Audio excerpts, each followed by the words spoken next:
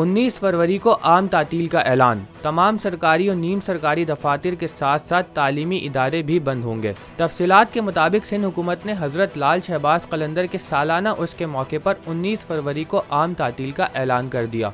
महकमा services general administration and coordination की जानिब से जारी करदा नोटिफिकेशन के मुताबिक हजरत लाल शहबाज कलंदर के उर्स की मुनासबत से 19 फरवरी बरोज़ बुध को तातील होगी। नोटिफिकेशन में कहा गया है कि तमाम सरकारी और नीम सरकारी दफातर के साथ साथ तालीमी इदारे भी मुकर्ररा दिन बंद रहेंगे। दूसरी जानिब सिंध हाई कोर्ट ने भी 19 फरवरी को तातील का ऐलान कर दिया। सिंध हाई कोर्ट के अलावा सूबे की तमाम मातहत अदालतों में भी छुट्टी होगी। एलामिया में कहा गया है कि सिंध में वफाकी हुकूमत के ट्रिब्यूनल्स भी 19 फरवरी को बंद होंगे।